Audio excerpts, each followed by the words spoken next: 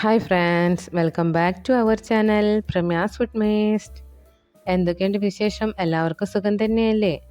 ഞാൻ ഇന്ന് തയ്യാറാക്കുന്നത് ഒരു 4 മണി പലഹാരമാണ്. വളരെ എളുപ്പത്തിൽ തയ്യാറാക്കിയെടുക്കാൻ പറ്റുന്ന കോണ് കൊണ്ടുള്ള റെസിപ്പിയാണിത്. കോണ് നമ്മുടെ ശരീരത്തിന് വളരെ നല്ലതാണ്.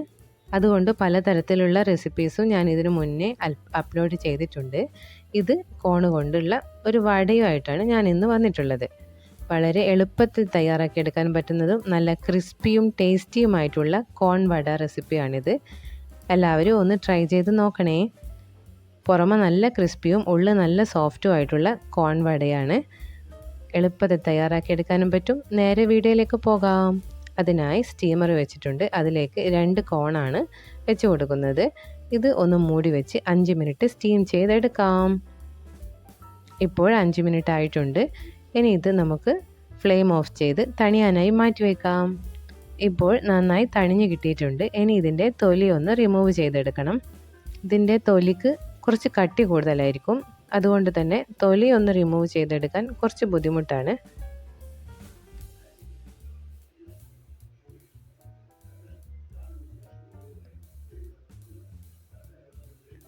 ഇതിൻ്റെ മുകളിൽ ഒരു നൂല് പോലുള്ള ഇതുണ്ട്. അതും നന്നായിട്ടൊന്ന് പോക്കിയെടുക്കാം. ഇപ്പോൾ രണ്ടും നന്നായിട്ട് ക്ലീൻ ചെയ്തെടുത്തിട്ടുണ്ട്. ഇനി ഇത് കത്തി വെച്ച് ഒന്ന് കട്ട് ചെയ്തെടുക്കാം.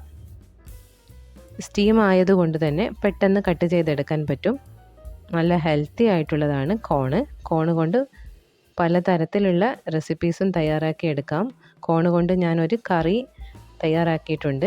ഷോർട്ട് വീഡിയോസിൽ ഇട്ടിട്ടുണ്ട്. കാണാത്തവരുണ്ടെങ്കിൽ ഒന്ന് കണ്ടു നോക്കണേ. വളരെ എളുപ്പത്തിൽ തയ്യാറാക്കിയെടുക്കാൻ പറ്റുന്ന കോൺ റെസിപ്പി ഞാനിത് മുന്നേ അപ്ലോഡ് ചെയ്തിട്ടുണ്ട്. ഇപ്പോൾ രണ്ടും നന്നായി ക്ലീൻ ചെയ്തെടുത്തിട്ടുണ്ട്. ഇനി ഇത് നമുക്ക് ഒന്ന് മിക്സിയുടെ ജാറിലിട്ട് ക്രഷ് ചെയ്തെടുക്കണം. വെള്ളമൊന്നും ചേർക്കരുത്. കോണിൻ്റെ അകത്ത് തന്നെ വെള്ളത്തിൻ്റെ കണ്ടൻറ്റ് ഉണ്ടാകും.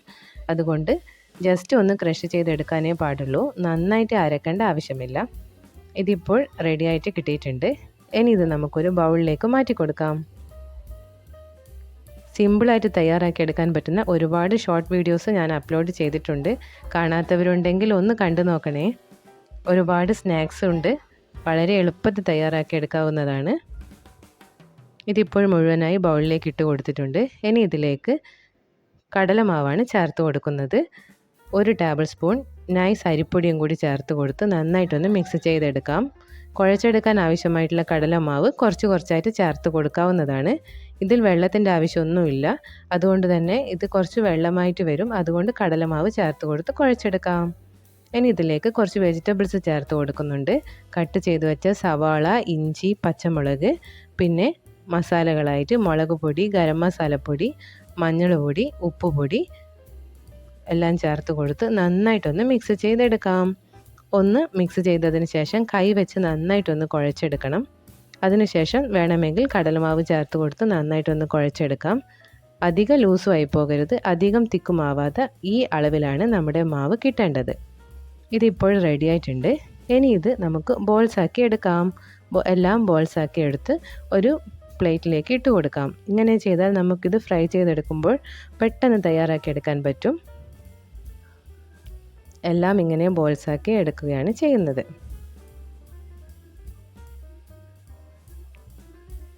ഇപ്പോൾ ബോൾസാക്കി എടുത്തിട്ടുണ്ട്. ഇത് കൈവച്ച് ഒന്ന് പ്രസ് ചെയ്യുമ്പോൾ തന്നെ നമുക്ക് പരത്തി കിട്ടും. നിങ്ങളുടെ വടക്ക് വേണ്ട വണ്ണത്തിനനുസരിച്ച് ബോൾസ് വലുതും ചെറുതും ആക്കിയെടുക്കാവുന്നതാണ്.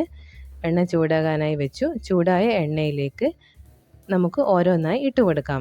എണ്ണ നന്നായി ചൂടായതിനു ശേഷം ഫ്ലെയിം മീഡിയത്തിലേക്ക് വെച്ച് കൊടുത്ത് ഓരോന്നായിട്ട് ഇട്ട് കൊടുത്ത് ആദ്യം ഒരു സൈഡ് ഏകദേശം ഒന്ന് കുക്കായി വന്നതിന് ശേഷം തിരിച്ചിട്ട് കൊടുക്കാവുന്നതാണ്.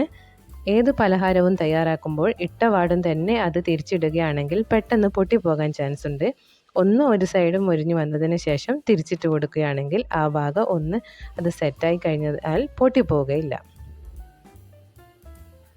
വളരെ എളുപ്പത്തിൽ തയ്യാറാക്കിയെടുക്കാൻ പറ്റുന്ന കോണിൻ്റെ റെസിപ്പിയാണിത്.